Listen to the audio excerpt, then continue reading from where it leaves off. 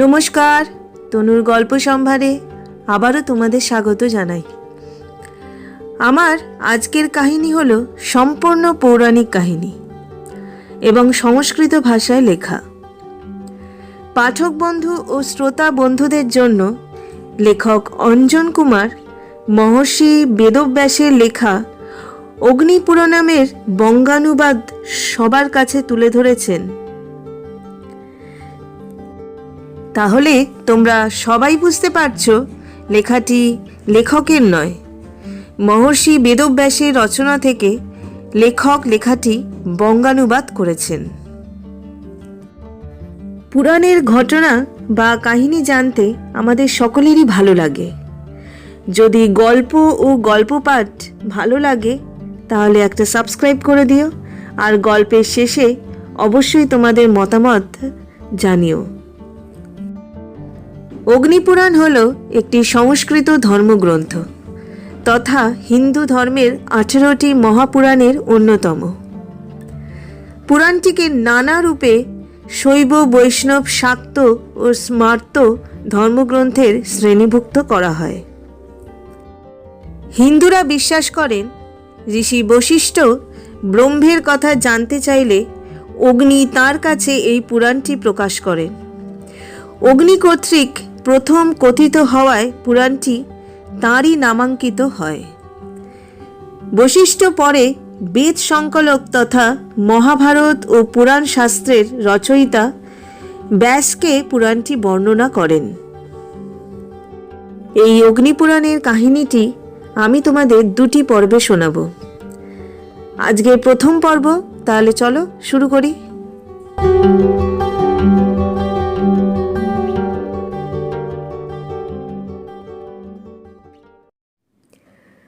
অতীত কল্পের অবসান প্রায় আসন্ন। পদ্মজনী তন্দ্রাচ্ছন্ন অবস্থা। তিনি 2 চোখ আর খুলে রাখতে পারছেন না। ঘুমে আচ্ছন্ন হলেন। নিদ্রাকালে তার মুখ দিয়ে নির্গত হল নানা উপদেশাবলী, যা বেদ নামে খ্যাত। হয় গ্রীপ নামে এক অসুর সেই সব বেদরাজি শ্রবণ করল এবং সেখান থেকে চলে গেল। এ তথ্য ভগবান শ্রীহরির কাছে অজ্ঞাত রইল না। দানবের কাছ থেকে ওইসব বেদরাজি উদ্ধার করতে হবে। এই উদ্দেশ্যে তিনি একটি ক্ষুদ্র মৎস্যের রূপ ধারণ করলেন। রাজর্ষি সত্যব্রত বৃতমালা নামে এক নদীতে সে সময় স্নান সেরে তর্পণ করার জন্য অঞ্জলি পেতে নদীর পবিত্র স্বচ্ছ জল ভরতে গেলেন। ঠিক এ সময় সফরী নামধারী মৎস্যরূপী ভগবান তার অঞ্জলিপুটে উঠে এলেন। রাজর্ষি তা দেখে জল ফেলে দিতে উদ্যত হলেন। শ্রীহরি কাতর স্বরে বললেন, হে কৃপাবৎসল রাজা, দোহাই, এই নদীর জলে আমাকে ত্যাগ করবেন না।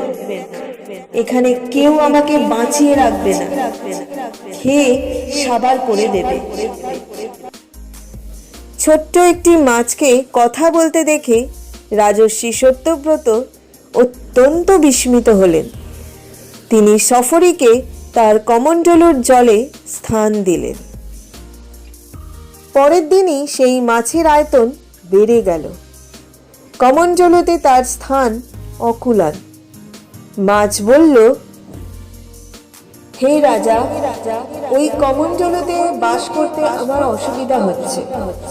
দয়া করে অন্য কোনো বৃহৎ স্থানে আমাকে রাখুন, যাতে আমি সুখে থাকতে পারি। রাজা তখন তাকে একটা বড় কলসিতে জায়গা দিলেন। এক রাতের মধ্যে মাছের চেহারা এত বেড়ে গেল যে কলসিতে সামান্য নাড়াচাড়া করাও তার পক্ষে অসম্ভব হলো। মাছের অনুরোধে রাজা এবার তাকে একটি সরোবরে ছেড়ে দিলেন। এক রাতের মধ্যে দেখা গেল মাছটি এমন আকার ধারণ করেছে যে সরোবরে বাস করাও তার পক্ষে কষ্টকর হচ্ছে। আরও বড় পরিসর তার চাই। রাজা এবার তাকে নিয়ে এলেন একটা হ্রদে। সেখানেও একই অবস্থা। একই রাতের মধ্যে ওই মাছ মহামৎস্যে পরিণত হলো। মাছ বলল, আমাকে আরো বড় এক পরিসরে রাখার ব্যবস্থা করুন। রাজর্ষি ঠিক করলেন এই মাছের পক্ষে সমুদ্রই শ্রেয়। এই মনে করে সাগরের দিকে হাঁটলেন। মাছ আঁতকে উঠে বলল, রাজা, আমাকে সাগরে দেবেন না। ওখানে কত রকমের বড় বড় জলজ জন্তু আছে। আমায় ধরে ওরা খেয়ে ফেলবে। আমার প্রাণ যাবে। ভয়ে আমার বুক কাঁপছে। রাজা সত্যব্রত বিনীত কণ্ঠে জানতে চাইলেন, হে রূপধারী মৎস্য, আপনি কে? কৃপা করে আপনি আমাকে আপনার পরিচয় জ্ঞাপন করে আমাকে উৎকণ্ঠা মুক্ত করুন। মৎস্যরূপী শ্রী ভগবান বললেন, হে রাজর্ষি, আজ থেকে 6 দিন পরে অর্থাৎ 7 দিনের মাথায় সমুদ্রের প্রলয় শুরু হবে। জলে ভেসে যাবে 4 দিক। স্বর্গ, মর্ত্য, পাতাল সব জলের তলায় চলে যাবে। সে সময় মস্ত বড় একটা নৌকা তোমার কাছে আসবে। আমি তা পাঠাবো। তুমি ওই নৌকায় সব ধরনের বীজ, ওষুধি এবং 7 ঋষিকে নিয়ে উঠে বসবে। বায়ু প্রবল বেগে নৌকার টাল সামলাতে না পেরে টলমল করবে। ঠিক এ সময় একটা মোটা কাছি হাতের পাশে রাখবে। আসলে এটা বহুরূপী এক সর্প, আর আমি এ সময় এক শৃঙ্গধারী মৎস্যরূপে জলে ভাসব। তুমি সেই কাছির এক প্রান্তে আমার মৎস্য শৃঙ্গের সাথে বাঁধবে, অন্য প্রান্তে নৌকার সঙ্গে। দেখবে নৌকা স্থির হয়েছে। শ্রী বিষ্ণুর এই উপদেশ দান করে সেই স্থান থেকে সমুদ্রের অতুল নীল জলরাশিতে অদৃশ্য হলেন। রাজর্ষি সত্যব্রত শ্রীহরির আদেশ অনুসারে বীজ, ঔষধি এবং 7 ঋষিকে একত্রিত করে সেই নির্দিষ্ট দিনটির জন্য অপেক্ষা করতে লাগলেন। 7ম দিনে দেখা গেল সেই প্রলয় দুর্যোগ। সমুদ্রের জল ফুলে ফেঁপে উঠল। জলে প্রবল আলোড়ন দেখা দিল। প্লাবিত হল সম্পূর্ণ পৃথিবী। রাজা সত্যব্রত দেখলেন একটা নৌকা আসছে। তিনি সেই নৌকায় বীজ, ওষুধি এবং ঋষিদের সঙ্গে নৌকায় উঠে পড়লেন। সমুদ্রে বিশাল বিশাল তরঙ্গের আঘাতে নৌকা ডুবে যাওয়ার উপক্রম।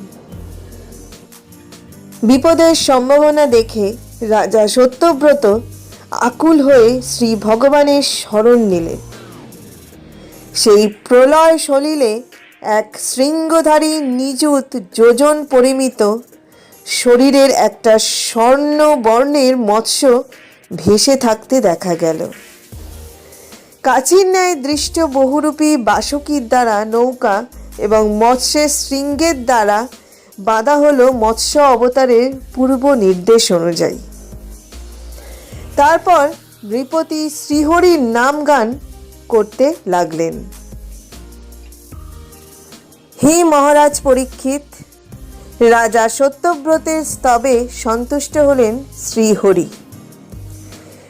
তিনি জলে ভাসমান অবস্থায় রাজাকে নানা তথ্য কথা শোনালেন। এইসব তথ্য উপদেশকে নিয়ে মৎস্য পুরাণ লেখা হয়েছে। এরপর শ্রীহরি হয়গ্রীব নামক অসুরকে বধ করে বেদগুলি উদ্ধার করেন। ইতিমধ্যে অতীত কল্পের অবসান ঘটেছে। ব্রহ্মার নিদ্রা ভঙ্গ হয়েছে। শ্রীহরি কর্তৃক তিনি তাঁর চুরি যাওয়া বেদ সকল ফিরে পেলেন। শ্রী বিষ্ণুর অনুগ্রহ লাভ করে রাজা সত্যব্রত হলেন এই কল্পে বৈবস্বত।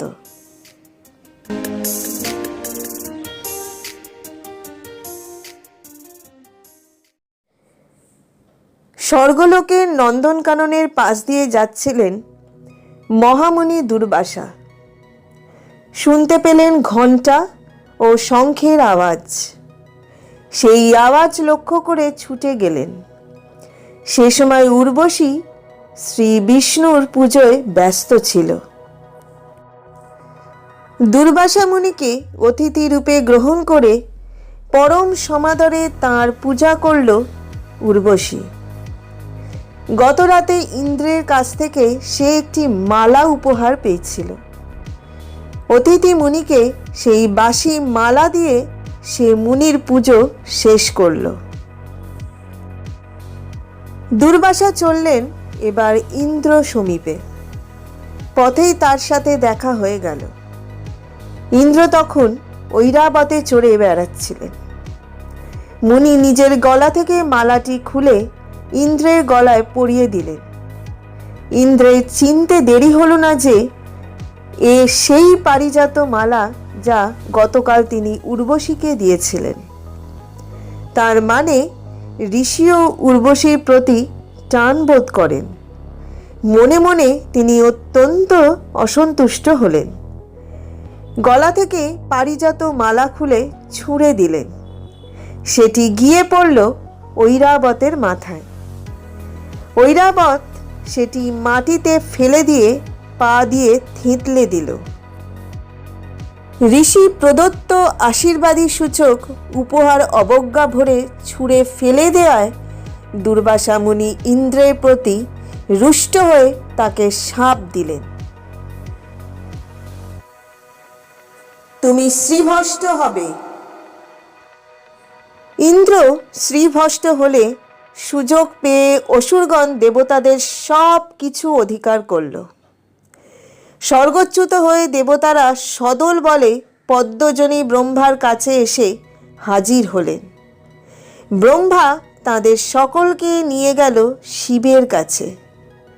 শিব এবং ব্রহ্মা অন্যান্য দেবতাদের নিয়ে হাজির হলেন ক্ষীরোদ সাগরের তীরে শ্বেতদ্বীপে।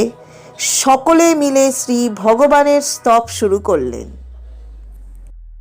দেবতাদের প্রতি সদয় হলে শ্রীহরি সেখানে এসে স্বয়ং আবির্ভূত হলেন। শ্রীহরি বললেন,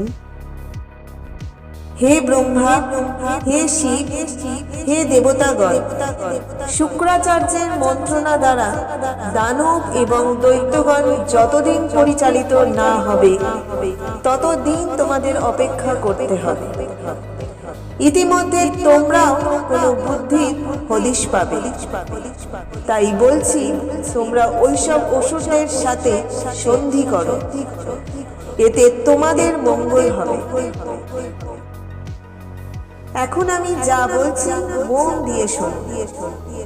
ক্ষীর সমুদ্রের সমস্ত রকম ওষুধই নিক্ষেপ করো, ফলে অমৃত সৃষ্টি হবে। সেই অমৃত তোলার জন্য মন্দার পর্বত দণ্ডরূপে আর বাসুকী রঞ্জু রূপে তোমাদের সাহায্য করবে। আমিও তোমাদের সহায় হব। এই কাজ করতে গিয়ে অসুরগণ ক্লেশ ভাগী হবে আর তোমরা তার সুফল ভোগ করবে। এই বলে শ্রীহরি সেখান থেকে চলে গেলেন। দেবতাগণ এলেন অসুররাজ বলির কাছে। শ্রী বিষ্ণুর উপদেশ সম্পর্কে অবগত হলে অসুরেরা অমৃত পানের আশায় দেবতাদের সঙ্গে হাত মেলালো। এইভাবে শুরু হলো সমুদ্র মন্থনের কাজ। বহু কষ্টে দেব ও অসুরগণের সাহায্যে মন্দর পর্বতকে উত্তোলিত করা হলো, কিন্তু ক্ষীরোদ সাগরে নিয়ে যাওয়া সম্ভব হলো না। এবার স্বয়ং শ্রীহরি এ কাজে হাত লাগালেন। এক হাতে তিনি মন্দর পর্বতকে তুলে ধরলেন এবং গরুরের পিঠে চাপিয়ে দিলেন। গরুর অনায়াসে এই পাহাড়কে এনে স্থাপন করল ক্ষীরোদ সাগরের বক্ষে। এবার সর্পরাজ বাসুকীকে পর্বতের চারধারে ঘিরে বেঁধে ফেলা হলো। অসুরেরা রঞ্জুর এক প্রান্ত এবং দেবগণ অন্য প্রান্ত ধরে সমুদ্র মন্থন করতে শুরু করলেন। কিন্তু দেখা গেল বিপত্তি। গুরুভারে পর্বত সমুদ্রের তলায় ঢুকে যেতে শুরু করল। সবাই শুকনো মুখে ভাবতে লাগলেন কি করা যায়। আবার শ্রীহরির শরণ নিলেন সকলে। শ্রীহরি এক কুর্মের রূপ ধারণ করে সমুদ্রের তলদেশে গিয়ে পৃষ্ঠদেশে তুলে ধরলেন সেই বিশাল মন্দর পর্বতকে। আবার শুরু হলো মন্থনের কাজ। প্রথমে উঠল তীব্র হলাহল বিষ, যে বিষের জ্বালায় ত্রিভুবনের সব প্রাণ বিনষ্ট হবে। লোকপালগণ অতিশয় ভীত হয়ে শিবের শরণ নিলেন। শিব স্বয়ং সেই হলাহল পান করে জগৎকে বিষ মুক্ত করলেন। নিজে হলেন মৃত্যুঞ্জয়। কণ্ঠে ধারণ করে নাম নিলেন নীলকণ্ঠ। বিষের বিনাশ ঘটল। সুরাসুরগণ আবার মহোল্লাসে মন্থনের কাজ শুরু করলেন। এবার উঠে এলো এক গাভী, নাম সুরভি। যজ্ঞাদির প্রয়োজনে পবিত্র ঘৃত কামনা লাভে ব্রহ্মবাদী ঋষিকুল সেই গাভী গ্রহণ করলেন। এবার উঠে এলো এক অশ্ব, শ্বেতবর্ণ উচ্চৈঃশ্রবা। দৈত্যরাজ বলি তাকে সাদরে নিয়ে নিলেন। পাওয়া গেল ঐরাবত নামক এক হস্তি। চারিদণ্ড বিশিষ্ট সেই গজ নিলেন স্বয়ং ইন্দ্র। ভগবান হরি কৌস্তভ নামক পদ্মরাগ মণিটি বক্ষে ধারণ করায় বাসনায় সেটি গ্রহণ করলেন। পাওয়া গেল এক কল্পবৃক্ষ, নাম পারিজাত। এবার সমুদ্র উথিত করে উঠে এলেন স্বয়ং মহাদেবী লক্ষ্মী। সেই দেবীর রূপের কাছে অসুর ও দেবগণ কামাসক্ত হলেন। সকলে মিলে তার সেবায় রত হলেন। কিন্তু লক্ষ্মী দেবী কারোর কাছে গেলেন না, সদয় হলেন শ্রী হরির প্রতি। তাকেই স্বামী রূপে গ্রহণ করলেন। এবার মন্থন করে পাওয়া গেল সুরা। অসুরগণ তা পান করে মহা তৃপ্ত হল। অতঃপর উঠে এলো এক পুরুষ, অপূর্ব তার দেহবল্লরী, অলঙ্কারে বিভূষিত, হাতে তার কলস, অমৃত ভাণ্ডার। সুরাসুরগণ এই অমৃতের জন্যই মন্থন চালিয়েছিল। সেই আশা তাদের পূর্ণ হতে চলেছে। অমৃতের ভাণ্ড নিয়ে কাড়াকাড়ি পড়ে গেল। দেবতারা পারবে কেন দানবের সাথে?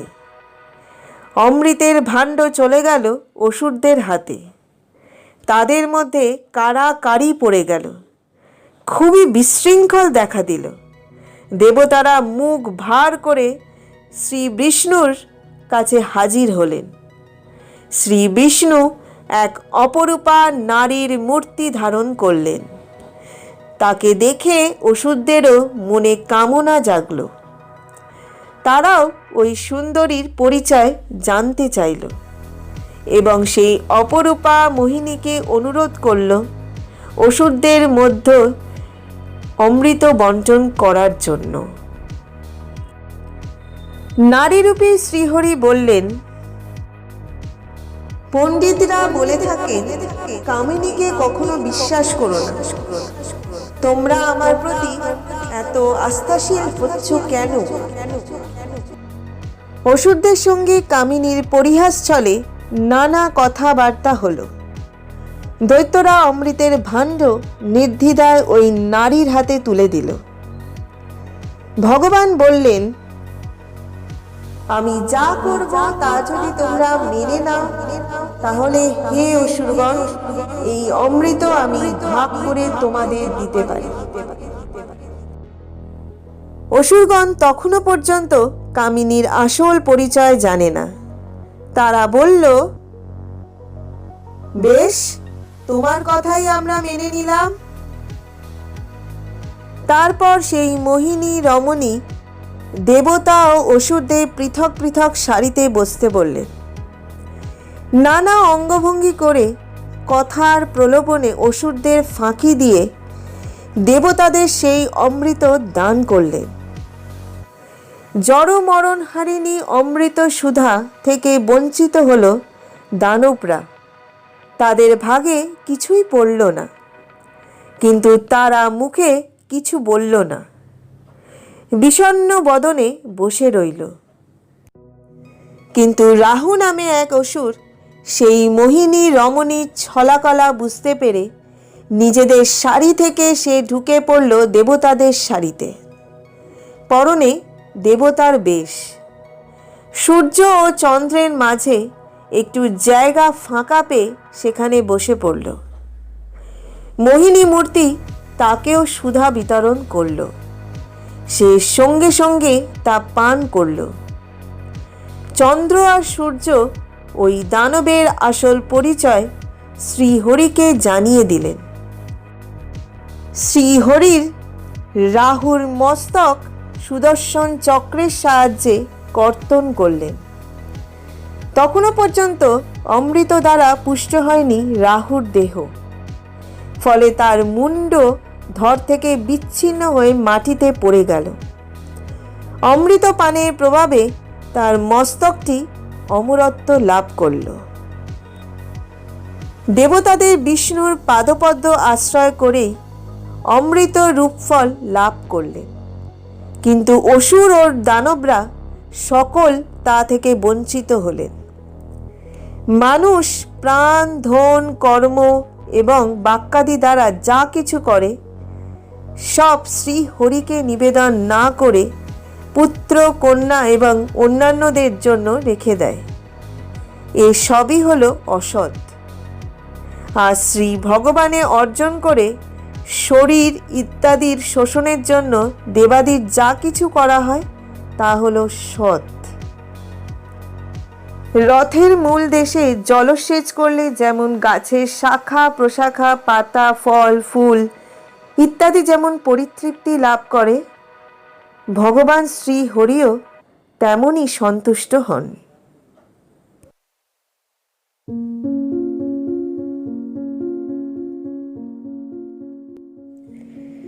সৃষ্টিকর্তা ব্রহ্মার নির্দেশে স্বয়ম্ভূ মনুর 3 কন্যা শ্রদ্ধা সৃষ্টিতে ব্রতী হলেন। কিন্তু আরও সৃষ্টি চাই। ব্রহ্মা মনুকে আরও সৃষ্টির আদেশ করলে তিনি বললেন, হে পিতা, প্রলয় সলিলে ত্রিভুবন জলমগ্ন হলে জীব কোথায় গিয়ে ঠাঁই নেবে? ব্রহ্মা ভাবলেন, তাই তো, ধরিত্রীকে উদ্ধার করার একটা উপায় বের করতে হয়। শ্রীহরি তার নাসারন্ধ্র থেকে এক বরাহ মূর্তির আবির্ভাব করলেন। সেই বরাহ দেখতে দেখতে মহা আকার ধারণ করলেন। তিনি প্রচণ্ড গর্জন করে উঠলেন। ধরিত্রীর সন্ধানে জলে ডুব দিলেন। ঘ্রাণের সাহায্যে তাকে অবলীলায় নিজের দাঁতের অগ্রভাগ দ্বারা জল থেকে তুলে ধরলেন ধরণীকে। ভগবান বরাহদেবের কাজে বাধা দিতে ছুটে এলেন দৈত্যরাজ হিরণ্যাক্ষ। তিনি তার গদার আঘাতে দৈত্যের বিনাশ ঘটালেন। তখন বরাহদেবের গায়ের রং ছিল নীল। ব্রহ্মা ও অন্যান্য দেবতাদের বুঝতে দেরি হলো না যে ইনি স্বয়ং শ্রীহরি। সকলে মিলে তখন তাঁর স্তব করতে শুরু করলেন। একদিন দক্ষ কন্যা দিতি কামস্বরে পীড়িত হলেন। তিনি স্বামী কশ্যপের কাছে এসে হাজির হলেন। তার কামপীড়া প্রশমিত করার জন্য স্বামীকে আবেদন জানালেন, কিন্তু মহর্ষি কশ্যপ রাজি হলেন না। তিনি দিতিকে নানা ধর্মতত্ত্ব শোনালেন, কিন্তু দিতি নাছোড় ভান্দা। অতএব শেষ পর্যন্ত সেই নিষিদ্ধ সন্ধ্যায় মুনি কশ্যপের বীর্য ধারণ করলেন নিজ গর্ভে। কশ্যপ বললেন, সন্ধ্যাকালে মৈথুন করা নিষিদ্ধ, তা সত্ত্বেও তুমি মৈথুনে রত হয়েছ। যেহেতু তোমার চিত্ত পবিত্র ছিল না, তোমার অভিশপ্ত ওই গর্ভ হতে দুটি কুলাঙ্গার পুত্রের জন্ম হবে। তারা ত্রিলোকের সকলের দুঃখের কারণ হবে। ভগবান শ্রী হরির দ্বারা তাদের বিনাশ হবে। তবে ভগবানের প্রতি এবং স্বামীর প্রতি তোমার অবিচল ভক্তি আছে, যার প্রভাবে তুমি এক নাতি লাভ করবে, যে হবে শ্রী বিষ্ণুর মহান ভক্ত। স্বামীর মুখে এই কথা শুনে দিতি মনে মনে অত্যন্ত দুঃখ পেল। পরক্ষণেই ভগবৎ বৎসল নাতির কথা শুনে তার মন খুশি হল। শত বছর ধরে দিতি কশ্যপের বীর্য গর্ভে ধারণ করেছিলেন। সেই গর্ভের তেজে চারিদিকে অন্ধকার নেমে এলো। ঢাকা পড়ে গেল সূর্য চন্দ্রের মুখ। দেবতাগণ বিচলিত হলেন। অন্ধকারের কারণ জানতে চেয়ে ব্রহ্মার কাছে দেবতারা ছুটলেন। ব্রহ্মা বললেন, আমার 4 পুত্র সনক, সনদ, সনাতন ও সনকুমার, তারা যোগশক্তির প্রভাবে চির জগতে বৈকুণ্ঠ লোকে হাজির হয়েছে।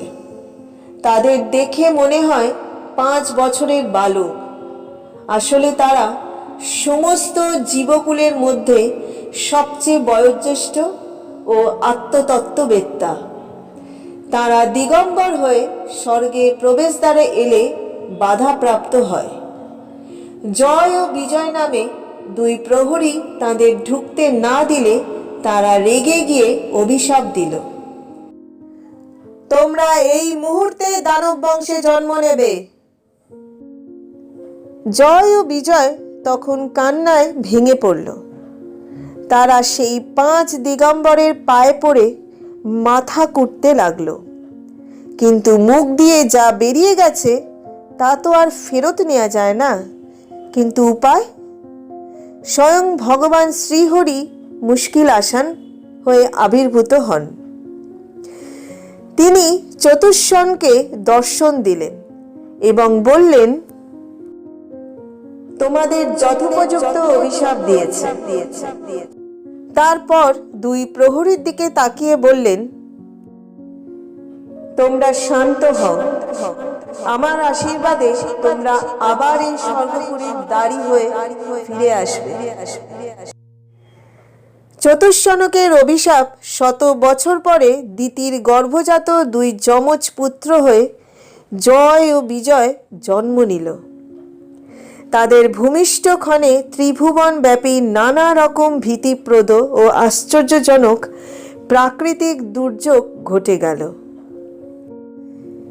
2 পুত্রের মধ্যে আগে যার জন্ম হল, কশ্যপ তার নাম রাখলেন হিরণাক্ষ। আর দিতি যাকে প্রথমে গর্ভে ধারণ করেছিল তার নাম রাখা হল হিরণ্যকশিপু। কঠোর তপস্যা করে হিরণ্যকশিপু ব্রহ্মার বর লাভ করলেন। সেই বরের প্রভাবে সে অত্যন্ত গর্বিত হয়ে উঠল। আর ব্রহ্মার বরে হিরণাক্ষ হল অত্যন্ত পরাক্রমশালী এবং গর্ভোদ্যত। আর হিরণাক্ষ ও ব্রহ্মার বলে অতীব গর্ভোদ্ধত হল। তারা কাজের ওপর মস্ত বড় একটা ঢাকা নিয়ে ব্রহ্মাণ্ডের যত্র তত্র বিচরণ করত। তাদের পথ আটকে দাঁড়াবে এমন সাধ্য কার আছে? কাউকে তারা ভয় পেত না।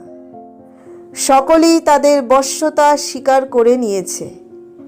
ত্রিভুবন জুড়ে চলেছে তাদের রাজত্ব। একদিন হিরণাক্ষ সমুদ্রের তলদেশে প্রবেশ করল। বরুণদেবকে মল্লযুদ্ধে আহ্বান জানালো। বরুণদেব বললেন, হে বীর, তোমার যুদ্ধ করার যখন এতই বাসনা, তখন আদিপুরুষ ভগবান বরাহদেবের কাছে যাও। তোমার অভিলাষ তিনিই পূর্ণ করবেন। হিরণাক্ষ এলো নারদের কাছে। বরাহদেব কোথায় আছেন জেনে নিয়ে সে এসে হাজির হন রসাতলে। তখন বরাহদেব তার দুটো দাঁতের ওপর পৃথিবীকে ধারণ করে ওপর দিকে তুলে নিয়ে চলেছে। এই দৃশ্য দেখে দৈত্য হিরণাক্ষ অত্যন্ত চটে গেল। বরাহরূপী শ্রী হরির উদ্দেশ্যে যা নয় তাই বলে গালাগাল দিল। তারপর তাকে আক্রমণ করল।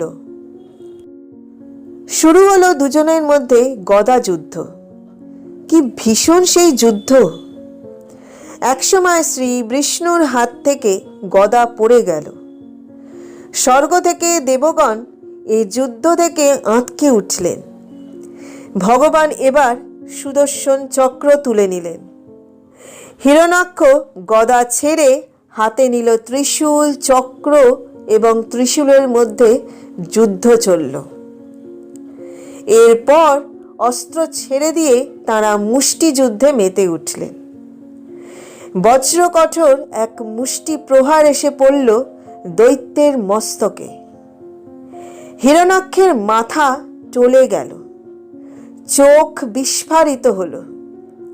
তারপর বিশাল এক কাটা গাছের মতো মাটিতে সশব্দে পড়ে গেল। অসুরকুলজাত দিতিপুত্র হিরণাক্ষকে শ্রীহরি নিজের মূর্তি দর্শন করালেন। হিরণাক্ষের নামের বিনাশ হল, তার নশ্বর দেহটি পড়ে রইল। সে ঠাঁই পেল বৈকুণ্ঠ লোকে। ব্রহ্মা ও অন্যান্য দেবতাগণ বলে উঠলেন, আহা, কি সৌভাগ্যজনক মৃত্যু!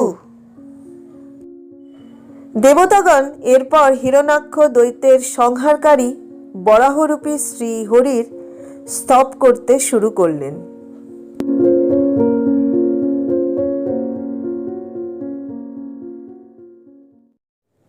লক্ষ্মীনারায়ণের দর্শন উদ্দেশ্যে একবার ব্রহ্মার মানসপুত্র চতুর্সেন বৈকুণ্ঠধামে এসে হাজির হলেন। কিন্তু দুয়ারে দাঁড়িয়ে আছে জয় ও বিজয় নামে দুই দাড়ি। তারা তাকে বাধা দিলে তিনি তাদের অভিশাপ দিলেন। অসুর বংশে জন্ম হবে এবং 3 জন্মে শাপ মুক্ত হয়ে আবার বৈকুণ্ঠ ঠাঁই পাবে। এক জন্মে তারা দিতির পুত্র হয়ে হিরণাক্ষ ও হিরণ্যকশিপু নামে জন্ম লাভ করে। বরাহরূপী শ্রী বিষ্ণু ওই হিরণাক্ষের বিনাশ ঘটালে হিরণ্যকশিপু অত্যন্ত ক্রুদ্ধ হয়। সে ঠিক করল ওই মৎস্য, কুর্ম ও বরাহ রূপধারী হীন নারায়ণের মাথা শূল দ্বারা ছিন্ন করে ভাতৃহত্যার প্রতিশোধ নেবে। সে নিজেকে অজেয় অমর করবার বাসনায় মন্দর পর্বতে গিয়ে কঠোর তপস্যায় ব্রতী হল। ব্রহ্মার উদ্দেশ্যে সেই তপস্যার ফলে হিরণ্যকশিপুর মস্তক হতে সৃষ্টি হল ধূমযুক্ত তমময় অগ্নি। চারদিকে ছড়িয়ে সেই অগ্নি নদী ও সমুদ্র সকলে বিচলিত হল। ধরণী কেঁদে উঠল। দৈত্যের তপস্যার তেজ দেখে দেবতারা ভীত হলেন। তারা তাড়াতাড়ি ব্রহ্মার সমীপে সে প্রণাম নিবেদন করে বললেন, হে তাত, আমরা হিরণ্যকশিপুরের তপস্যার ঘোর প্রভাবে দুর্বিষহ কষ্ট ভোগ করছি। আপনি আমাদের রক্ষা করুন। ব্রহ্মা মন্দর পর্বতে এলেন।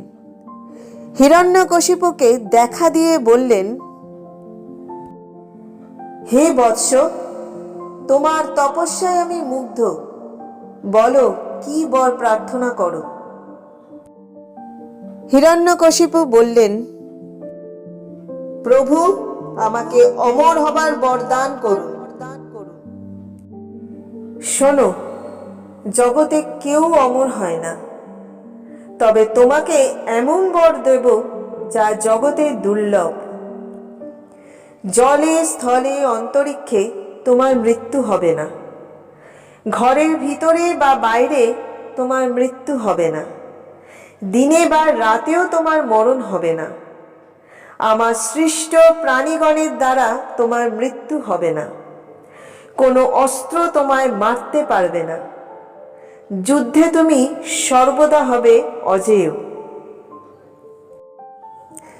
ব্রহ্মার বর শুনে দৈত্য অত্যন্ত খুশি হলো। এবার সে ব্রহ্মার বরে বলীয়মান হয়ে ভগবান শ্রী বিষ্ণুর প্রতি বিষোদাগার করতে শুরু করল। স্বর্গ, মর্ত্য, পাতালে সমস্ত দেবাসুর, মনুষ্য, গন্ধর্ব, যক্ষ ও রাক্ষসদের কাছে নিজেকে অজেয় প্রমাণ করল। স্বর্গরাজ্য অধিকার করে ইন্দ্রের বাসভবনে রাজা হয়ে অবস্থান করতে শুরু করল। সকল দিক অধিকার করার পরও দৈত্যের মনের অভিলাষ এখনো পূর্ণ হয়নি। হিরণ্যকশিপুর পত্নী ছিলেন কয়াধু। তার 4 পুত্র। সবচেয়ে ছোট ছেলের নাম প্রহ্লাদ। সেই পুত্র সত্য প্রতিজ্ঞ ও জিতেন্দ্রিয়। বালকসুলভ কোনো রকম আচরণ তার মধ্যে দেখা যেত না। সর্বদা শ্রীহরির পাদপদ্মে মতি ছিল ব্যাপ্ত। প্রহ্লাদের এহেন আচরণ দেখে দৈত্যরাজ হিরণ্যকশিপু অত্যন্ত অসন্তুষ্ট হলেন। তিনি পুত্রকে তার আদর্শ মেনে চলার আদেশ দিলেন। কিন্তু কোনো ফল হলো না দেখে হিরণ্যকশিপুর প্রহ্লাদকে পাঠিয়ে দিলেন শুক্রাচার্যের এই 2 পুত্র ষণ্ড ও অর্ঘ্যকের কাছে। সেখানে থেকে প্রহ্লাদ দানবীয় শিক্ষা লাভ করবেন। কিন্তু প্রহ্লাদের এসব শিক্ষা দীক্ষার প্রতি কোনো আগ্রহ ছিল না। তার কাছে শ্রীকৃষ্ণই একজন। শ্রী বিষ্ণুর মাহাত্ম্য কীর্তনই তার কাছে শ্রেষ্ঠ বিদ্যা। কিছুদিন পরে পুত্র গৃহে ফিরে এলে পিতা হিরণ্যকশিপু তাকে কোলে বসিয়ে বললেন, এতদিন তুমি গুরুর কাছে কি শিক্ষা লাভ করলে? অম্লান বদনে প্রহ্লাদ জবাব দিলেন, শ্রবণ, কীর্তন, বিষ্ণুস্মরণ, পাদসেবন, অর্চন, বন্দন, দাস্যসখ্য ও আত্মনিবেদন, এই 9 প্রকার ভক্তি। যে শিক্ষা লাভ করে ভগবানের প্রতি সম্যক মন প্রাণ সঁপে দেওয়া যায়, তাই হলো শ্রেষ্ঠ বিদ্যা। অথচ যে গুরুর কাছে আপনি আমাকে পাঠিয়েছিলেন তার এ সম্পর্কে কোনো জ্ঞান নেই। পুত্রের কথা শুনে পিতা রাগে ফেটে পড়লেন। বললেন, গুরু যদি এ শিক্ষা না দিয়ে থাকে তোর এমন দুর্মতি হলো কিভাবে? প্রহ্লাদ বললেন, পরমার্থ গতি ভগবান শ্রী হরিকে জানতে হলে চাই বাহ্যিক বিষয়গুলির প্রতি অনীহা। বিষয় স্পৃহাশূন্য উদারচেতা মহত্তম ব্যক্তিগণের চরণ রেণু দ্বারা যে পর্যন্ত অভিজ্ঞতা না হওয়া যায়, সেই পর্যন্ত বেদবর্ণিত কাজ এবং কর্মের অনুষ্ঠান করলেও মানবের প্রতি সংসার দুঃখজনক। সে শ্রীহরির চরণ কমল স্পর্শ করতে পারে না। দৈত্যরাজ ক্রোধে কাঁপতে কাঁপতে ছেলেকে কোল থেকে মাটিতে নামিয়ে দিলেন এবং তাকে বধ করার আদেশ দিলেন। শূল হাতে অনুচরের দল ছুটে এলো। প্রহ্লাদের মতি শ্রী হরির চরণে সমর্পিত, তাই ওই শূলের আঘাত প্রহ্লাদের ক্ষতি করতে পারল না। দৈত্যরাজ তাকে হত্যার জন্য নানা রকম ব্যবস্থা গ্রহণ করলেন। পাগলা হাতির পায়ের তলায় ফেলে দিলেন, পর্বতের চূড়া থেকে নিচে ফেলে দিলেন, বিষ প্রয়োগ করলেন, দিনের পর দিন অনাহারে রাখলেন, বিষধর সাপেদের মাঝে ছেড়ে দিলেন, কিন্তু কিছুতেই ওই নিষ্পাপ শ্রীকৃষ্ণ ভক্ত বালক প্রহ্লাদের বিনাশ ঘটাতে পারলেন না। দৈত্যপতি ভ্রু কুঞ্চিত করে চিন্তা করতে লাগলেন। এ সময় এগিয়ে এলেন শুক্রাচার্যের পুত্রদ্বয় ষণ্ড ও অর্ঘক। তারা বললেন, হে দৈত্যরাজ, আপনার ভঙ্গি দেখে সমস্ত লোকপালগণ ভয়ে কম্পমান। প্রহ্লাদ বালক, তার আর দোষ কি? সৎসঙ্গের অভাবের ফলেই তার মধ্যে এমন বুদ্ধিভ্রংশ ঘটে গেছে। পিতা শুক্রাচার্য এসে উপস্থিত না হওয়া পর্যন্ত তাকে বরুণের পাশ দিয়ে বেঁধে রাখুন, দেখবেন কোথাও যেন পালিয়ে না যায়। গুরুপুত্রদ্বয় বাক্যে দৈত্যরাজ হিরণ্যকশিপু পুত্র প্রহ্লাদকে গৃহস্থ ধর্মী রাজগণের উপযুক্ত যে ধর্ম তা শিক্ষা দিতে আদেশ করলে শুক্রাচার্য পুত্র ষণ্ড ও অর্মক তাকে ধর্ম, অর্থ ও কাম বিষয়ে শিক্ষা প্রদান করলেন। তথাপি প্রহ্লাদ অন্যান্য বালকদের সঙ্গে সেই শ্রীকৃষ্ণ বিষয়ক তত্ত্ব কথা শোনাতেন। গুরুগৃহে অন্যান্য ছাত্রদের উদ্দেশ্যে তিনি মিষ্টি হেসে বলতেন, হে অসুর নন্দনগণ, ভাগবত ধর্মসন্ধানে জ্ঞান বাল্যকালেই শিক্ষা নেওয়া উচিত। কারণ ৮০ লক্ষ যোনিতে ঘুরে তারপর মনুষ্য যোনি লাভ করা যায়। এই মনুষ্য জন্মই বিষ্ণুর আরাধনায় পরমার্থ দাতা। কামনায় তাড়িত হলে বিষ্ণু ভক্তি অর্জন করা যায় না। বাল্যকাল থেকে বিষ্ণুর প্রতি মতি স্থির রাখলে জীবনে কোনো কিছুতেই ভীত হতে হয় না। শ্রীহরির পাদপদ্ম লাভ করে পরম গতি সম্ভব, যা অতি মঙ্গলকর। হে রাজন সখাবৃন্দ, শ্রীহরি অতি সহজেই প্রসন্ন হন, কারণ তিনি সকল প্রাণীর হৃদয়ে অবস্থান করছেন। যে কোনো জন যে কোনো সময় তার মনের উপাচার দিয়েই তার পাদবন্দনা করতে পারে। যদি আমরা তার নাম কীর্তন করতে পারি আর তার চরণ সেবা করতে সমর্থ হই, তাহলে বলুন, মুক্তিও তার কাছে তুচ্ছ বলে মনে হবে। প্রহ্লাদের সখারা তার মুখে এমন ধর্মতত্ত্ব উপদেশ শুনে বিস্মিত হতো। তারা জানতে চাইল কার কাছ থেকে প্রহ্লাদ এমন বিদ্যা লাভ করেছেন। প্রহ্লাদ বললেন, আমি মাতৃজঠরে থাকাকালীন আমার পিতা কঠোর তপস্যা করতে মন্দর পর্বতে চলে গিয়েছিলেন। এই অবসরে দেবতারা দৈত্যদের আক্রমণ করলেন। দৈত্য প্রধানরা তাদের সব কিছু নিয়ে পালিয়ে গিয়ে প্রাণ রক্ষা করেন।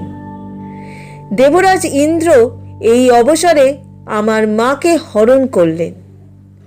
ইন্দ্র কর্তৃক হিরণ্যকশিপুর মহিষীকে হরণ করার কালে নারদ মুনির সঙ্গে ইন্দ্রের সাক্ষাৎ ঘটে। পথের মাঝে নারদ জানতে চাইলেন, হে ইন্দ্র, এই নারী হরণের কারণ কি? ইন্দ্র বললেন, ইনি কয়াধু, হিরণ্যকশিপুর পত্নী। কয়াধু গর্ভবতী, এক অসুরের জন্ম দেবে ওই গর্ভে। শিশু ভূমিষ্ঠ হওয়ার সঙ্গে সঙ্গে আমি তাকে মেরে ফেলব, তাই আমি এই নারীকে হরণ করে নিয়ে যাচ্ছি। দেবর্ষি নারদ বললেন, তুমি ভুল করছো।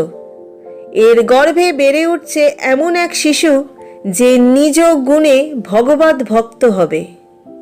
এর বিনাশ ঘটলে তোমাকে অচিরেই স্বর্গ ত্যাগ করতে হবে।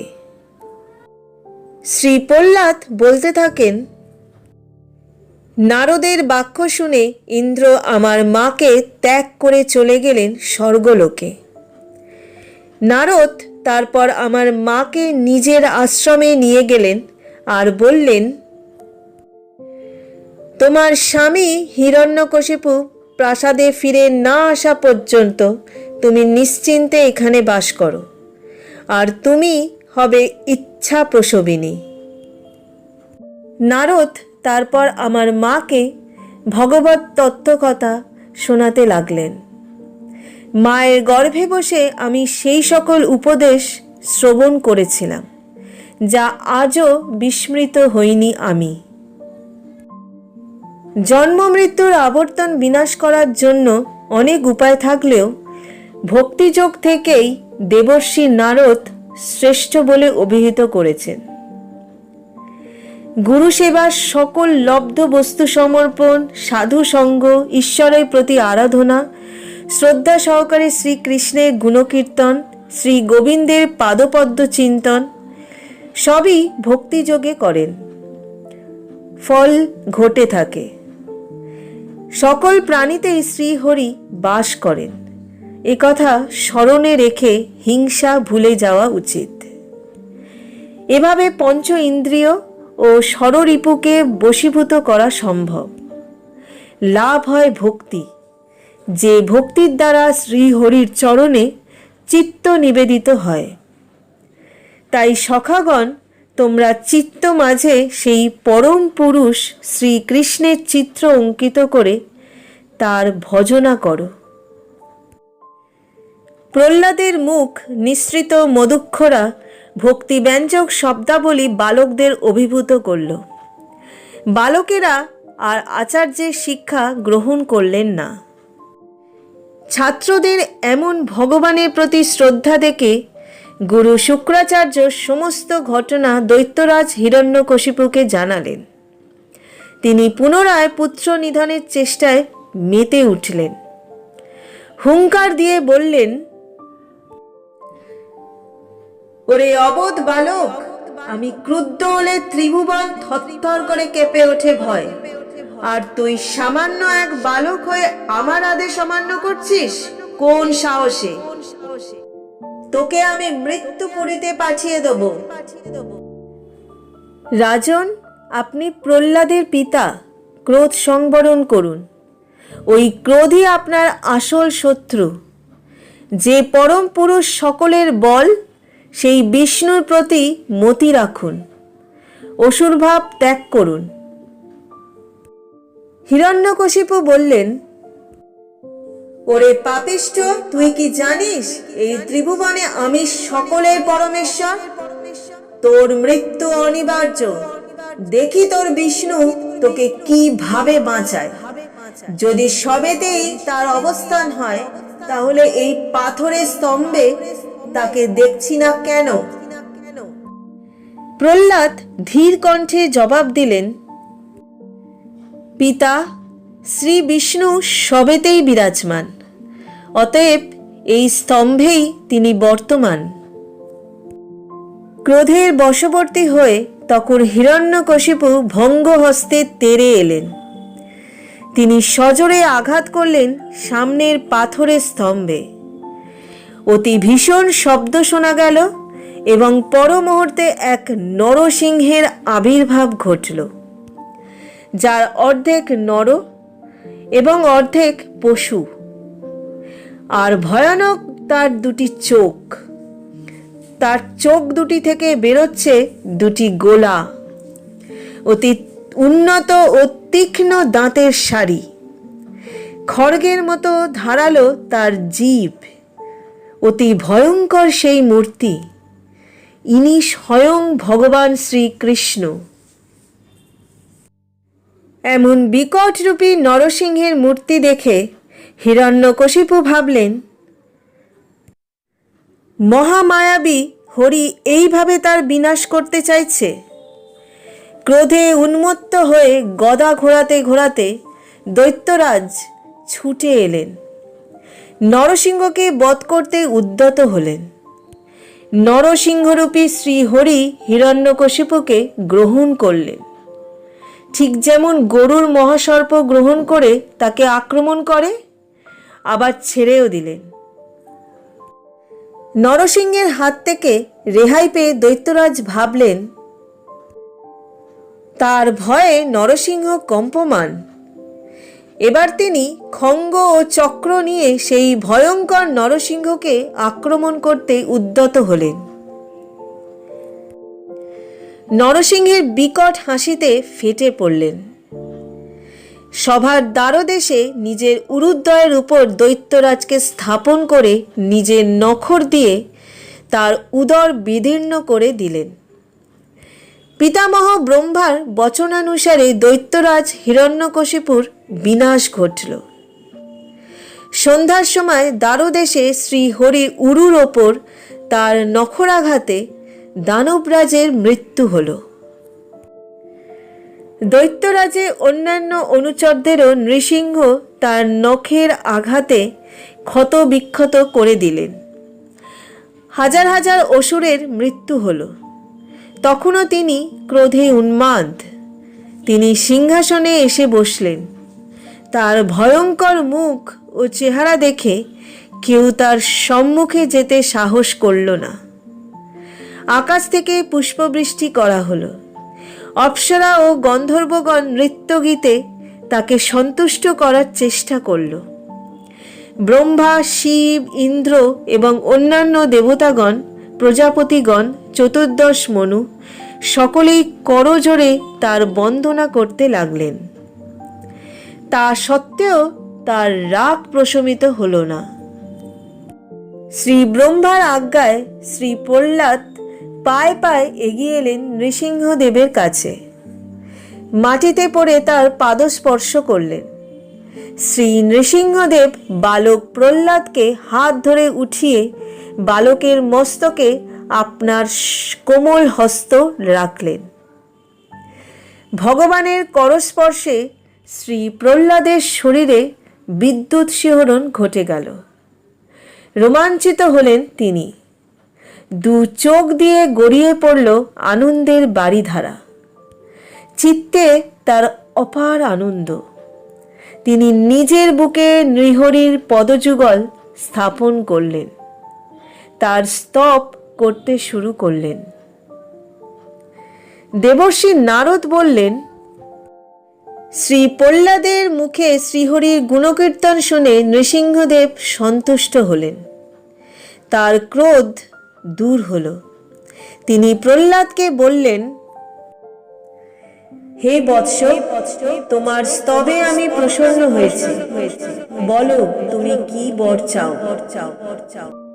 প্রহ্লাদ বললেন, হে শ্রীহরি, যে জিনিস মনকে মলিন করে তা আমি চাই না। যে কাজ বীজ, প্রাণ, আত্মা, ধর্ম, ধৈর্য, বুদ্ধি, লজ্জা, শোভা, তেজ, স্মৃতি ও সত্যকে ধ্বংস করে, সেই কাম বীজের বিনাশ আমি চাই। আপনি আমাকে সেই বর দান করুন। নৃসিংহদেব বললেন, হে প্রহ্লাদ, আমি জানি তুমি আমার একান্ত ভক্ত। তোমাদের মতো ভক্তদের পরলোকে বা ইহলোকে কোনো ভোগ বিলাসের প্রতি আসক্তি থাকে না। তথাপি তোমাকে এই মন্বন্তর পর্যন্ত দৈত্যকুলে বাস করে সমস্ত রকম ভোগ করতে হবে। প্রহ্লাদ বললেন, হে দেব, আপনার পবিত্র স্পর্শে আমার পিতা ধন্য হলেন, কিন্তু উনি আপনাকে অনেক নিন্দা করেছেন। এজন্য তাকে যেন পাপ ভোগ করতে না হয়, এই আমার প্রার্থনা। শ্রীকৃষ্ণ বললেন, হে বৎস, দৈত্য বংশের জন্যে তুমি এই কুলকে পবিত্র করেছ। এক বংশ পুরুষের সঙ্গে তোমার পিতাও পাপ মুক্ত হয়েছে। নৃসিংহদেবকে প্রফুল্ল বদনে বসে থাকতে দেখে ব্রহ্মা এগিয়ে গেলেন। তিনি শ্রী ভগবানের স্তব করতে লাগলেন। ভগবান বললেন, হে পদ্মজনী ব্রহ্মা, খল প্রকৃতির সাপকে দুধ পান করালে যেমন অনিষ্টেরই প্রশ্রয় দেয়া হয়, সেই রকম আপনি আর কখনো এইসব অসুরদের বরদান করবেন না। এই কথা বলে শ্রীহরি সেখান থেকে অন্তর্হিত হলেন। এবার দৈত্য ও দানবদের রাজা করা হলো প্রহ্লাদকে। ব্রহ্মা ও অন্যান্য দেবতাগণ তাকে আশীর্বাদ করলেন। প্রহ্লাদ তাদের পৃথক পৃথকভাবে চরণ বন্দনা করলেন। তারপর সকলে যে যার ভবনে ফিরে গেলেন। চতুর্সেনের অভিশাপ মতো দ্বিতীয় জন্মে জয় ও বিজয় রাবণ ও কুম্ভকর্ণ রূপে রাক্ষস যোনিতে জন্ম লাভ করল। শ্রীরামচন্দ্র তাদের বিনাশ ঘটিয়েছিলেন। অনন্তর তারা এই যুগে শিশুপাল ও দন্তবক্র রূপে জন্মলাভ করে।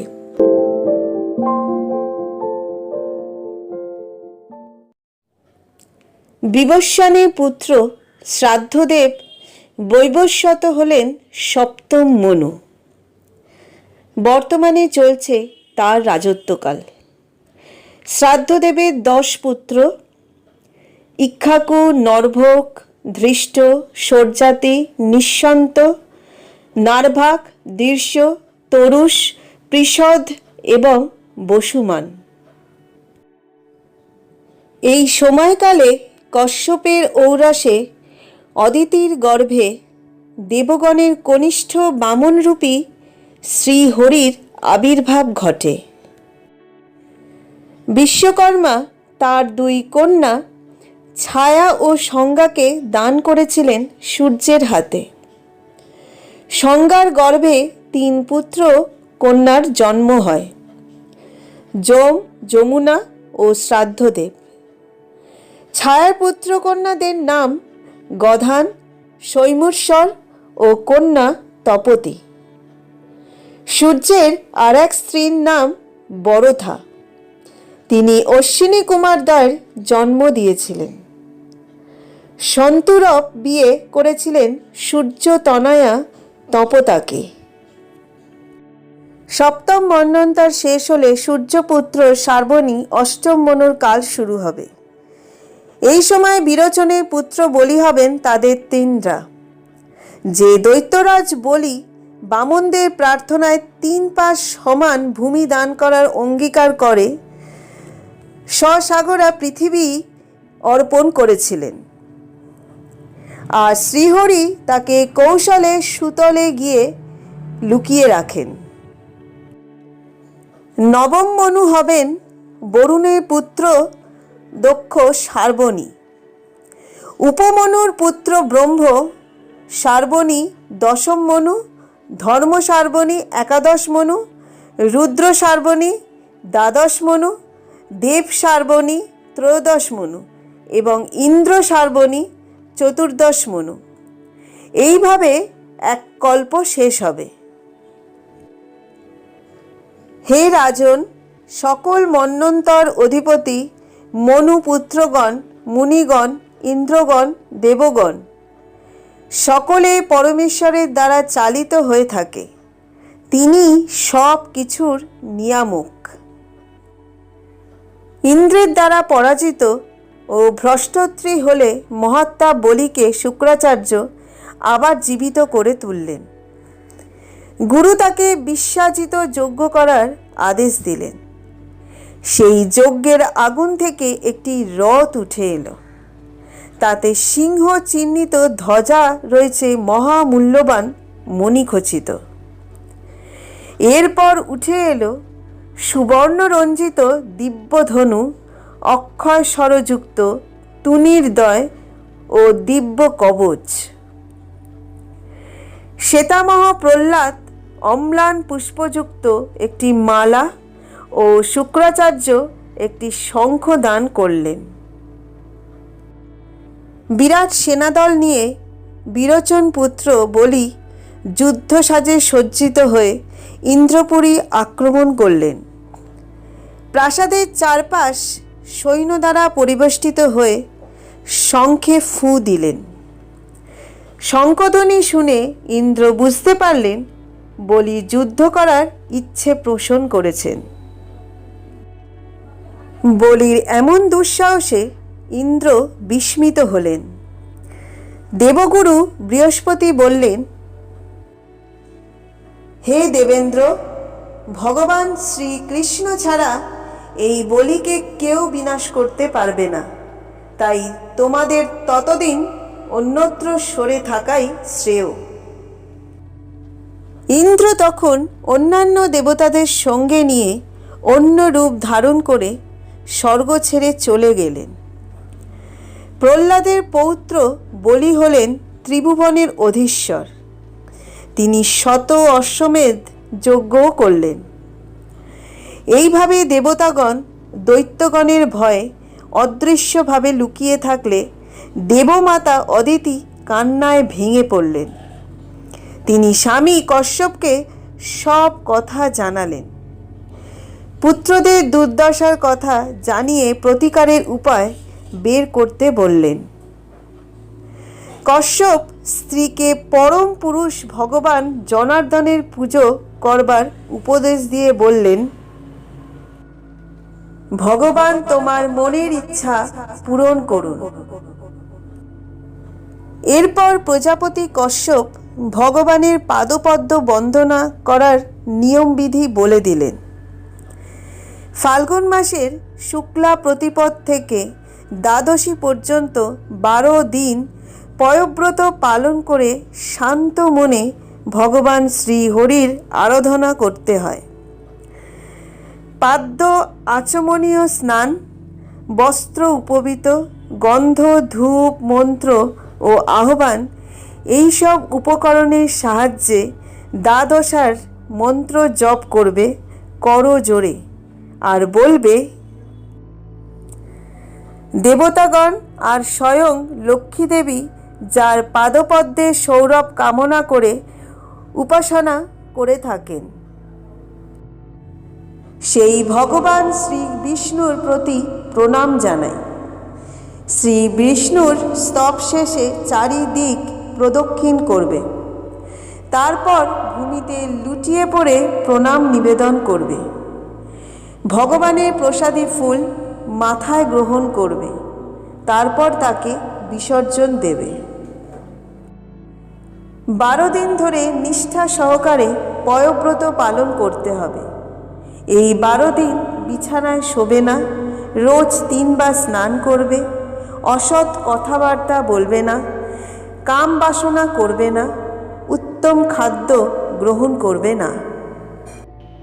প্রত্যেক দিন অনুষ্ঠানের শেষে হোম পূজা সমাপ্ত করে ব্রাহ্মণদের ভোজন করাবে। ত্রয়োদশীর দিন স্নান সেরে পট্টবস্ত্র পরিধান করে শাস্ত্র অনুসারে পঞ্চামৃত দিয়ে বিষ্ণু মূর্তিকে স্নান করাবে।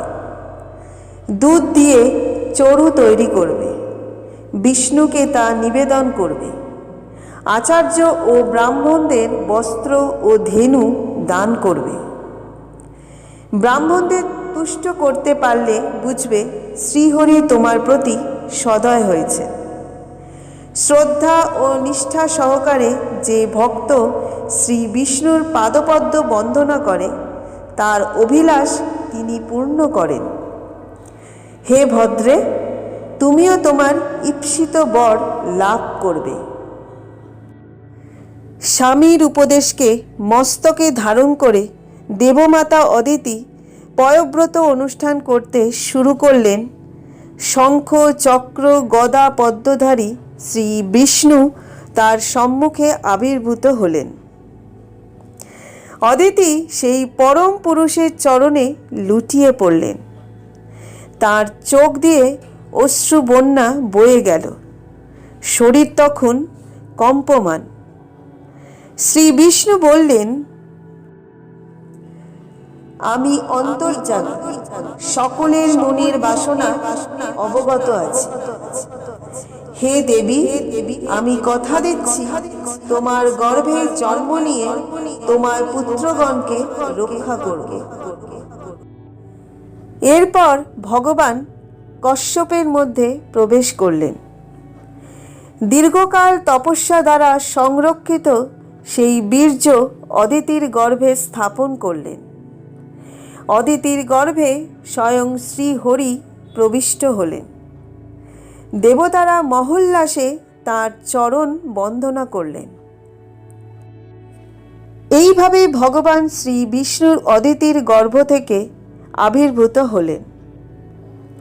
জলভরা মেঘের মতো তার গায়ের রং, কানে কুণ্ডল, বক্ষে শ্রী বৎস চিহ্ন শোভা পাচ্ছে। পায়ে নূপুর, হাঁটু পর্যন্ত বনফুলের মালা, বিভিন্ন অলঙ্কারে তিনি সুসজ্জিত। তারপর তিনি পিতা মাতার ন্যায় খর্বাকৃতি বামন রূপ ধারণ করলেন। তার উপনয়ন দেয়া হলো। দেবতা ও মহর্ষিগণ তাকে নানা রকম উপহারে ভূষিত করলেন। নর্মদা নদীর তীরে ভৃগুকচ্ছ নামক স্থানে ভৃগুবংশীয় দৈত্যরাজ বলি যজ্ঞের আয়োজন করেছেন। বামনদেব সেখানে এসে উপস্থিত হলেন। অনিন্দকান্তি বামনরূপী শ্রী বিষ্ণুকে দেখে দৈত্যরাজ বলি অত্যন্ত আনন্দিত হলেন। তিনি তাকে বসার আসন দিলেন, তার চরণ বন্দনা করলেন। বলিরাজ জানতে চাইলেন তার এখানে আগমনের কারণ কি। তিনি আরও বললেন, আপনি যা কিছু প্রার্থনা করবেন সব আমি নির্দ্বিধায় দান করব। বামনদেব বললেন, হে রাজন, আপনার দানের কথা আমি শুনেছি, সেই কারণেই আমার এখানে আসা। তবে আমি খুব বেশি কিছু চাই না। আমার পাদ পরিণীত ত্রিপাদ ভূমি হলেই আমার চলবে। আপনি আমায় তা ভিক্ষা দিন। মহাদানবী বলি হো হো করে হেসে উঠলেন। হে ব্রাহ্মণ কুমার, তোমার বয়স অল্প, তার উপর অনভিজ্ঞ, স্বার্থ বিষয়ে কোনো জ্ঞান নেই। আমি ত্রিভুবনের একমাত্র রাজা। তুমি চাইলে আমি একটা দ্বীপ দান করতে পারি, আর তুমি কিনা সামান্য 3 পা ভূমি প্রার্থনা করছো। শোনো, এমন ভূমি প্রার্থনা করো যা তোমার জীবন নির্বাহের কাজে লাগে। প্রহ্লাদের নাতি কি করে প্রতিশ্রুতি ভঙ্গ করে কপটতার আশ্রয় নেয়। কথা রাখতে গিয়ে যদি প্রাণ দিতে হয় তা করতেও আমি রাজি, তথাপি প্রতিশ্রুতি ভঙ্গ করতে পারবো না। হে গুরুদেব, আমি সত্য হতে বিচলিত হতে পারবো না, আমায় ক্ষমা করবেন। গুরু শুক্রাচার্য বলির এ কথা শুনে অত্যন্ত রেগে গেলেন। তোমাকে অভিশাপ দিচ্ছি, আমাকে পর্যন্ত অবজ্ঞা করতে তোমার কুণ্ঠা হচ্ছে না। তোমার দর্প চূর্ণ হবে, তুমি শ্রীভ্রষ্ট হবে, এই আমি অভিশাপ দিলাম। গুরু শুক্রাচার্য বলির এ কথা শুনে অত্যন্ত রেগে গেলেন। তোমাকে অভিশাপ দিচ্ছি, আমাকে পর্যন্ত অবজ্ঞা করতে তোমার কুণ্ঠা হচ্ছে না। তোমার দর্প চূর্ণ হবে, তুমি শ্রীভ্রষ্ট হবে, এই আমি অভিশাপ দিলাম। তথাপি বলিরাজ তার কর্তব্যে অনড় রইলেন। তিনি কমণ্ডলু থেকে জল গ্রহণ করার জন্য ঢাললেন, কিন্তু জল পড়ল না। আসলে শুক্রাচার্য দৈত্যরাজ বলিকে রক্ষা করার জন্য কীট হয়ে কমণ্ডলুর জলের মুখে বসেছিলেন। বামনদেব এবার এগিয়ে এলেন। কমণ্ডলের নলের মুখের ময়লা সরানোর জন্য কুশের খোঁচা দিলেন। কীটরূপী শুক্রাচার্যের একটা চোখে আঘাত লাগল, সেটি নষ্ট হয়ে গেল। এবার কমণ্ডলু থেকে জল গ্রহণ করে দৈত্যরাজ বলি সংকল্প করলেন এবং বামনদেবের 3 পাদপরিমিত জমি দান করলেন। এবার বামনদেব একটি পদের দ্বারা বলির অধিকৃত সমুদয় ভূভাগ অর্থাৎ সমগ্র পৃথিবী শরীরের দ্বারা আকাশ এবং বাহুসমূহের দ্বারা দিক সকল ব্যাপ্ত করলেন। দ্বিতীয় পদ রাখলেন স্বর্গের ওপরে। অধিকৃত হল মর্তলোক, জনলোক ও তপলোক। শ্রী বিষ্ণু তার ঊর্ধ্বচরণ রাখলেন সত্যলোকে। কমলজনী ব্রহ্মা সেই চরণের পুজো করলেন। ব্যাপার স্যাপার দেখে দৈত্যরাজের সাঙ্গপাঙ্গরা অত্যন্ত ক্ষেপে গেল। সকলে অস্ত্র শস্ত্র নিয়ে তাড়া করল সেই বামনকে। তাকে তারা বধ করবে। কিন্তু বলিরাজ তাদের পথ আগলে দাঁড়ালেন। বললেন, তোমরা রসাতলে চলে যাও। ভগবানের অভিপ্রায় জেনে শ্রী বিষ্ণুর বাহন গরুড় দৈত্যরাজকে বরুণ পাশে আবদ্ধ করলেন। শ্রী জনার্দন বললেন, হে দৈত্যরাজ, 3 পাদ পরিমিত জমি দান করবে বলেছিলেন।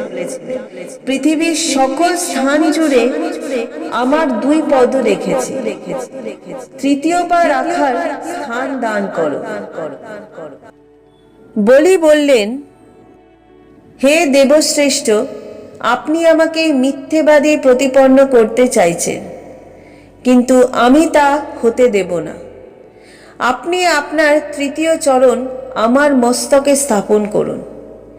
ঐশ্বর্য ভ্রষ্ট হলেও আমি অপকীর্তি হতে যেমন ভয়ভীত হই, অন্য কোনোভাবে যত দুঃখ লাভ করি না কেন তাতে তেমন আমি ভীত নই। এমন সময় সেখানে ভগবৎ বৎসল সে হাজির হলেন।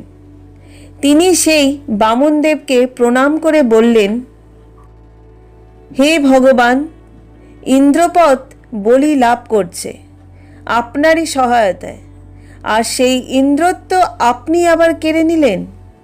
এ অত্যন্ত প্রশংসনীয় ব্যবস্থা। বলির পত্নী সতী বিন্ধ্যাবলী স্বামীকে বরুণ পাশে বাধা পড়ে থাকতে দেখে জনার্দনকে করজোড়ে প্রণাম নিবেদন করে বললেন, হে জনার্দন, এই ত্রিজগৎ আপনারই ক্রীড়াস্থল হিসেবে সৃষ্ট, কিন্তু সামান্য বুদ্ধিধারী জীবগণ তা বিস্মৃত হয়। সেই নির্লজ্জ ব্যক্তিগণ আপনাকে, অর্থাৎ যিনি সৃষ্টি স্থিতি প্রলয়ের অধীশ্বর, তাকেই দান করতে চায়। ব্রহ্মা বললেন, হে ভগবান, ঋত সর্বস্ব দানকারী এই বলিকে আপনি বরুণ পাশ থেকে মুক্ত করুন। কপটতা শূন্য যে ব্যক্তি আপনার চরণে তুলসী বা 1 ফোঁটা গঙ্গাজল দিয়ে বন্দনা করে, সে আপনার কৃপায় উত্তম গতি লাভ করে। আর এই বলি নিজের সর্বস্ব অর্থাৎ বল দ্বারা অর্জিত স্বর্গাদি এমনকি নিজের দেহ পর্যন্ত দান করেছে। তাকে কেন এত দুঃখ পেতে হচ্ছে? তখন শ্রী বিষ্ণু বললেন, হে কমলজনী, আমি যার প্রতি সদয় হই তার সকল কিছু হরণ করি। কারণ ধন সম্পদ মানুষকে অহংকারী করে তোলে, আর সেই জন্য আমার প্রতি তাদের জ্ঞান বৃদ্ধি পায়। দৈত্য ও দানবগণের মধ্যে শ্রেষ্ঠ এই বলি দুর্জয় মায়াকে জয় করেছে। তাই বিপদের মধ্যে পড়েও দুঃখে ভেঙে পড়ে। ধন স্থান সব গেল, শাপবদ্ধ হয়েও সংকল্প থেকে চ্যুত হয়নি। গুরুর তিরস্কার ও অভিশাপও তাকে সত্য থেকে এক তীর সরাতে পারেনি। তাই আমি তাকে খুশি দান করলাম, যা দেবতাদের কাছে দুষ্প্রাপ্য। বলি পুনরায় আমারই সহায়তায় সার্বণী মন্বন্তরে এই স্বর্গের অধিপতি ইন্দ্র হবে। যতদিন না হচ্ছে ততদিন সে বিশ্বকর্মার তৈরি করা সুতলে বাস করবে। আমার কৃপার প্রভাবে সেখানে তার মনে বা দেহে কোনো ক্লেশ বা পীড়ার উপদ্রব হবে না। এবার শ্রী ভগবান বলিকে বললেন, হে দৈত্যরাজ বলি, তোমার মঙ্গল হোক। তুমি তোমার আত্মীয় পরিজনদের নিয়ে সুতলে চলে যাও। খুব শিগগির তোমার দানবীর ভাবের বিনাশ ঘটবে। তুমি সর্বদা আমার দর্শন পাবে। আর যারা তোমার শাসনকে অগ্রাহ্য করেছে সেই সব দৈত্যরা আমার চক্রের দ্বারা ধ্বংস হবে। বলির চোখ দিয়ে আনন্দের অশ্রুধারা বেরিয়ে এলো। তিনি বললেন, হে ভগবান, নীচ জাতি অধমকুলে জন্মলাভ করেও আপনি আমার প্রতি যে কৃপা করলেন, মনে হয় দেবগণও ওই কৃপা থেকে বঞ্চিত হয়েছে। বলিরাজ বিষ্ণু ও ব্রহ্মাকে প্রণাম করে অনুচরদের নিয়ে সুতলে চলে গেলেন। বলির কাছ থেকে স্বর্গরাজ্য উদ্ধার করে শ্রীহরি ইন্দ্রকে তা ফিরিয়ে দিলেন। এইভাবে অদিতির অভিলাষ পূর্ণ হল। শ্রী প্রহ্লাদ বললেন, হে ভগবান, জগৎপূজ্য ব্রহ্মাদি দেবগণ যার চরণ বন্দনা করে, সেই আপনি অসুরজনী লাভ করে আমাদের দ্বার রক্ষক হলেন। আমরা অতিশয় দুর্বৃত্ত খল স্বভাবের।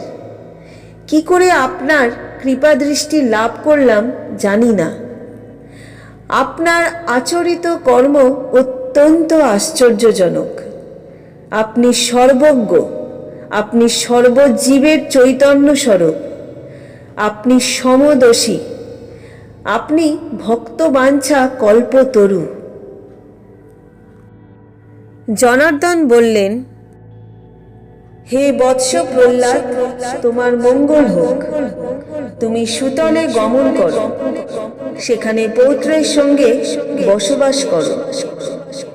শঙ্খ চক্র গদা পদ্মধারী আমাকে সর্বদা দেখতে পাবে। ভগবানের আজ্ঞা শিরোধার্য করে শ্রী প্রহ্লাদ করজোড়ে তাকে প্রদক্ষিণ করলেন। তারপর প্রণাম করে ফিরে গেলেন সুতলের দিকে।